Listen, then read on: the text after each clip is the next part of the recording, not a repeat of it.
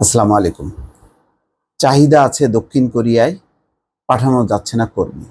এই রিপোর্টটা দেখে আমার মনে হচ্ছে যে আমাদের অনেক ভালো ভালো সুযোগগুলো আসে, কিন্তু আমরা সেগুলি কাজে লাগাতে পারি না, বা সেই সুযোগগুলো আসলেও ওটাকে একদম ডাল করে, ওটাকে প্রতারণা প্রবঞ্চনা করে একদম নষ্ট করি। আমি মনে হয় যে রোমানিয়া হচ্ছে তার উৎকৃষ্ট উদাহরণ। রোমানিয়ার একটা আমাদের সুবর্ণ সুযোগ ছিল, কিন্তু আমাদের কর্মীরা গেছে সেখান থেকে, যে বিরাট অংশ উদ্দেশ্য হচ্ছে ইউরোপে পালিয়ে যাওয়া, এবং সেটা করতে করতে রোমানিয়ায় এখন সংকুচিত হয়ে গেছে। রোমানিয়ার উদ্যোগ ছিল বাংলাদেশ থেকে এসে তারা নিজেরা রিক্রুট করবে, সেই উদ্যোগও ভেস্তে গেছে। একসময় ইতালিতেও ছিল, এখনও হয়তো কিছু আছে, কিন্তু এই সুযোগগুলোকে সুন্দর করে হ্যান্ডেল করার মতন ক্ষমতা আমাদের নেই। কেন নেই জানেন? শুধুমাত্র দুর্নীতি এবং ব্যক্তিগত স্বার্থের কারণে। এই দক্ষিণ কোরিয়াতে অনেক কর্মী গেছে, এবং দক্ষিণ কোরিয়ায় আপনাদের বলে রাখি, এখানে যারাই গেছে শিক্ষিত তরুণরা গেছে, এবং মোটা অঙ্কের বেতন, 1.5 লাখ 2 লাখ টাকা নিচে কারোরই কোনো বেতন নেই। সেইটাও এখন দেখেন আমরা কাজে লাগাতে পারি না। তার একটা সাম্প্রতিক একটা উদাহরণ দেখেন, যে একজন কর্মী একবার গিয়ে 8 মাস থাকতে পারবেন, ছুটিতে আসা যাওয়ার বিমান ভাড়া দেবে নিয়োগকর্তা, মাসে 1.5 লাখ টাকার বেশি বেতন, কোরিয়ান ভাষা শেখা ও কারিগরি জ্ঞানের বাধ্যবাধকতা নেই। এরকম একটা সুযোগ থাকার পরও আমরা কিন্তু এটা কাজে লাগাতে পারি না। সম্ভাবনাময় শ্রমবাজার দক্ষিণ কোরিয়া থেকে খণ্ডকালীন কর্মীর চাহিদা আসছে নিয়মিত।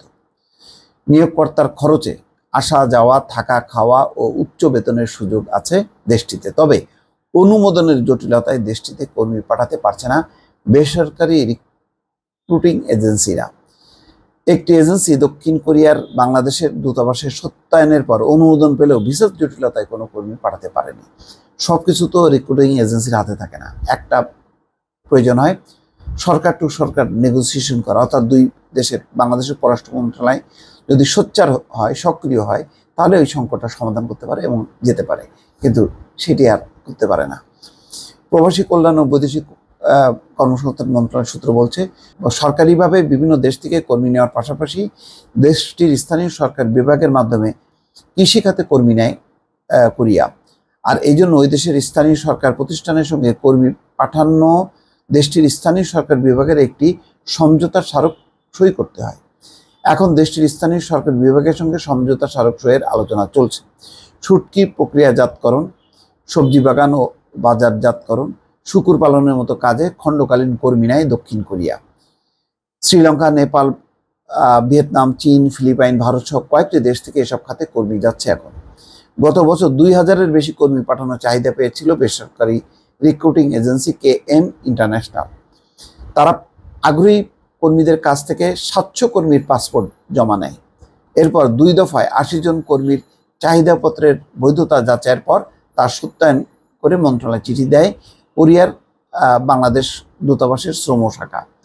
এর ভিত্তিতে কর্মী পাঠানোর অনুমোদন দেয় প্রবাসী কল্যাণ মন্ত্রণালয়। তবে কোরিয়ার দূতাবাস কোনো কর্মীর ভিসা দেয়নি, কারণ কর্মীর নিয়োগপত্র ছিল 90 দিনের।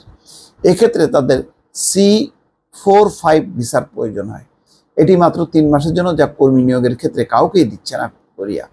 খণ্ডকালীন কর্মীর জন্য E8 ভিসা অনুমোদন করে কোরিয়া। এতে 8 মাস কাজ করার সুযোগ পান একজন কর্মী, কিন্তু এই ভিসার জন্য দেশটির স্থানীয় সরকার বিভাগের সঙ্গে চুক্তি থাকতে হবে। এই যে এই ভিসাটা যে লাগবে, এই স্থানীয় সরকার বিভাগের সঙ্গে, কোরিয়ার স্থানীয় সরকার বিভাগের সঙ্গে প্রবাসী কল্যাণ মন্ত্রণালয়ের একটা এই সমঝোতা স্মারক সই করতে হয়। এখন মন্ত্রণালয় তা নিয়ে কাজ করছে। তো এখন কি হলো, KM ইন্টারন্যাশনাল বলছে কোরিয়া ও বাংলাদেশ সরকারের বিভিন্ন পর্যায়ের সঙ্গে তারা দফায় দফায় আলোচনা করেও কর্মী পাঠানোর বিষয়ে সমাধান করতে পারেনি। তাই আগ্রহী কর্মীদের জমা নেওয়া পাসপোর্ট ফেরত দেওয়া হয়েছে। কোরিয়ার নিয়োগকর্তারা এখনও যোগাযোগ করছে। 15,000-এর বেশি কর্মী পাঠানোর সুযোগ আছে। এখন চুক্তি স্বাক্ষরের অপেক্ষায় আছেন তারা। দর্শক, এই হচ্ছে পরিস্থিতি। এই অবস্থা যদি হয়, তাহলে কিভাবে আমাদের এই জটিলতাগুলি স্থানীয় সরকার মন্ত্রণালয়, পররাষ্ট্র মন্ত্রণালয় মিলে যদি সমাধান না করে, তাহলে বেসরকারি খাতের রিক্রুটিং এজেন্সিগুলি কিভাবে পারবে কর্মী পাঠাতে? দর্শক, ভালো থাকবেন। আল্লাহ হাফেজ।